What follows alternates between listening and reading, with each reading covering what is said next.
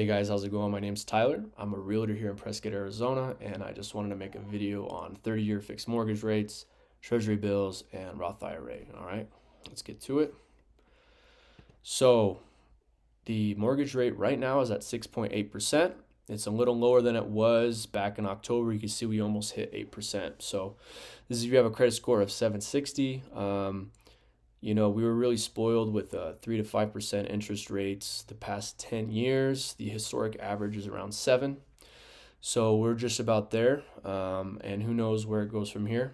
We're in a recession, things might get worse. And I wouldn't be surprised if the interest rates go up. So anyway, that's that for now. Next thing I want to get into is treasury bills. So I have personally the bulk of my money in T-bills. Now I'm going to start off with saying I'm not a financial advisor. I'm not a rich investor yet.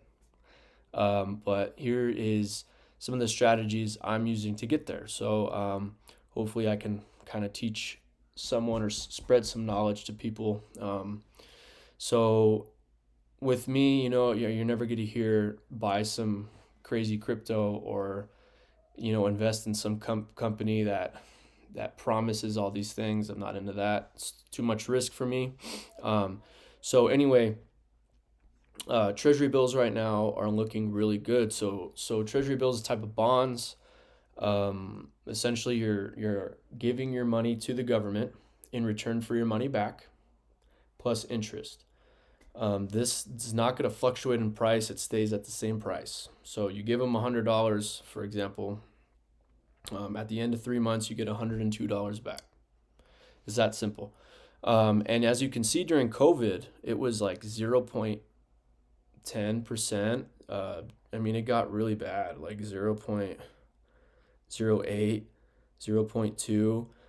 Before COVID, it was at 2%, 1%. So right now it's at 4.5, which is really nice. So instead of putting your money into a company, a stock that might just be stagnant for the next 3 to 5 years or might go down, why not put it in some T-bills, some treasury bills? Like it's I don't know. I really like it. It's investors are really attracted to these right now because of this rate. So the other thing I'm doing is I'm putting my money into the S&P 500. So the S&P 500 has a 50-year average return of 9.4% per year.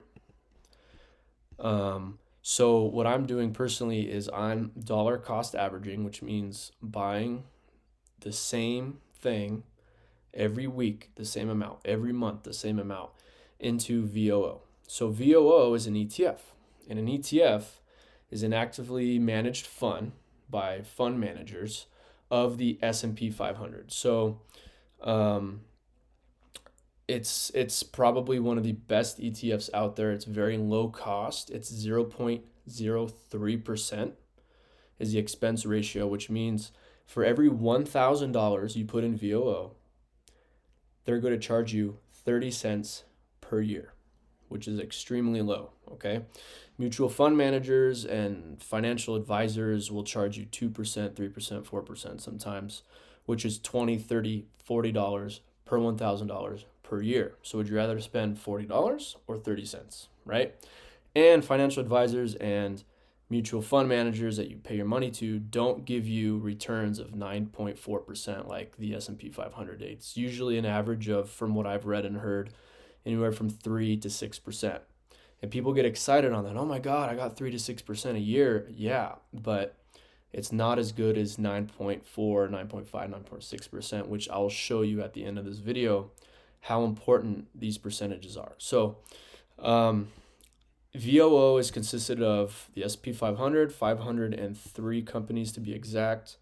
And if these companies all do good, VOO goes up. If one does bad, the manager who's managing this fund will alter the company. They might take it out. They might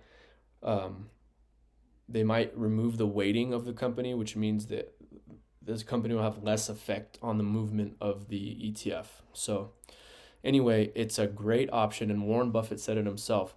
Instead of trying to look to buy a company and doing all this research to dissect the company, reading the financial statements, reading the cash flow statements, and then earnings comes out, right? Every 3 months is earnings, right? So earnings comes out and they don't do as good. And now the stock goes down. Now you're freaking out. Now you need to reevaluate the company. Instead of doing all that work, just invest in the S&P 500. If the S&P 500 goes to zero, we have way more problems than money. It's going to be all out fucking chaos at that point, probably. So it's probably the second best investment in my opinion, and we'll go over what the best investment is in the end. So let's just say right here you're starting off with $0. You're 25 years old, and you're going to invest in VOO. So let's just say you get 10%, okay, for the next 40 years. Your money compounds annually, and you invest $6,500. So Roth IRA, you can invest up to $6,500. They actually upped that this year, 2022, and before it was only up to $6,000. So now it's $6,500. You have an extra $500 to invest. So anyway, it compounds annually. You invest this at the beginning of the year. Let's see how much you get. So at the very end, you'll get $3.1 million. Okay? That's investing in VOO. Now, let's just say you get good at some options strategies, right? You sell covered calls, cash secured puts. You can up this to 13. Get an extra 3%. So first it was 3.1 million. Let's look what it will be at 13%. 7.4 million. So you get to double your money, just an extra 3%. So that's why that extra percentage points is so important. And this is pretty crazy because if you look, your total contributions, which is that $6,500 for 40 years, will only be $260,000. So if your money was sitting in a bank account and you never invested it, you'd only have $260,000. But if you put that in VOO, after 40 years, you get 7.4 million. Okay, and this shows you 97% of that money is interest, is that compound interest. And compound interest is a magical thing, okay? So anyway, I think the number one strategy is to buy real estate. So again, the S&P 500, the stock market can go to zero. The only thing that's going to matter in the end is guns, ammo, and property, and food. So not only is real estate, in my opinion, the number one strategy, it's you need it to live, right? You need a house to live in. People need to live in a house. So you can live in it. You can rent it out. And house prices have been doubling every 10 years, just about double. So people need to live in it. So you can rent it out. You can live in it. Your equity doubles, okay? And you could take your equity out, use that money to buy other homes to which you can rent out, then take the equity out of those homes, and then buy even more homes, and then rent those out, take the equity out and buy more homes. And it just keeps going and going and going. It's a snowball effect. So anyway, I think real estate's number one. I think,